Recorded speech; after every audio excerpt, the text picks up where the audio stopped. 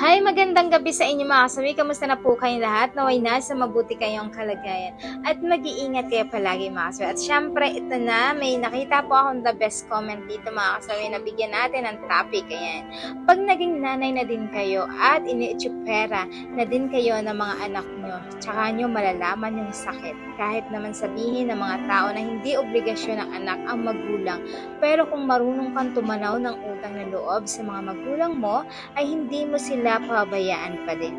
Hindi naman magiging Carlos Yulo, kundi dahil sa ina yan, madaming sacrifice na hirap muna magkulang yan bago siya magising. Just my opinion. So, totoo naman yun mga kasawi ha. So, etong pinaka-the best na comment na nakita ko mga kasawi tungkol sa mga magulang.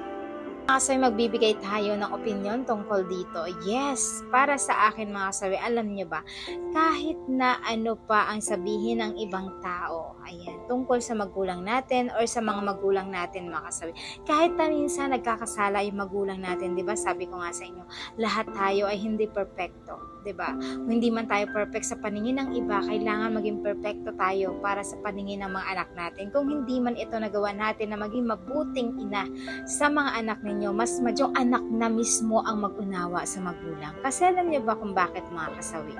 Minsan kasi may mga magulang naman talaga na naiiba sila ng pananaw, naiiba yung utak nila. Kumbaga, iba yung mga anak na talagang sila yung mismo yung naglalapit sa kanilang sarili para sa magulang. Kailangan kung may pagkakasala ang magulang, handa kayo magpatawad mga bata. Kasi alam niyo ba kung bakit? Napakasarap sa pakiramdam bilang magulang na talagang lilingunin ka ng anak mo. Diba someday? Lahat naman tayo ay nangangarap na maging mabuti yung anak natin. Lahat tayo nangangarap na sana someday, hindi man tayo mabigyan ng kanilang salapi, hindi man tayo mabigyan ng kanilang yaman.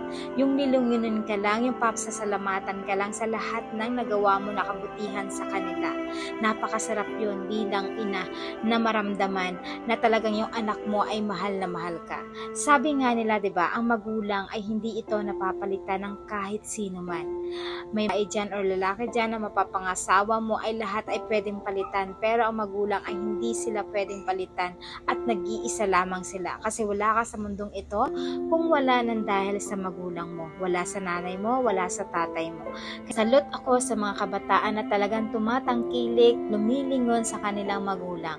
Kaya lagi nang tatandaan, mahalin natin ang magulang habang sila pa ay buhay kasi paramdam natin sa kanila kung gaano natin sila kamahal at kung gaano sila kahalaga para sa atin. Kasi kapag once na nawala na yung magulang natin, doon na lang tayo magsisisi. Paano ka pasisisi kung wala na sila sa piling natin at kinuha na sila ng nasa itaas mga kasawi. Kaya habang buhay pa ang magulang natin, iparamdam natin sa kanila kung gaano sila ka-special sa atin. Yung bang kahit na nagkamali sila, okay lang ito, patawarin mo pa rin kasi lahat naman tayo ay nagkakamali, hindi tayo perfecto. Sa bagay, may mga magulang din naman talaga na nakakatiis sa kanilang anak, ganun din naman yung anak, pero 1% talaga na talaga ang magulang na hindi kayang tiisin yung anak, pero yung anak ay nakakatiis sa kanilang magulang.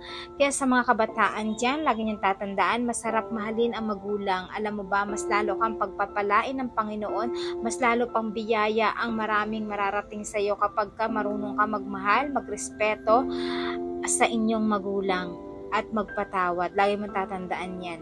So yun lang po mga kasawi sa ating sender. Maraming salamat po sa patuloy na pagsuporta nyo sa akin, sa walang sawang pag-share at pag-comment.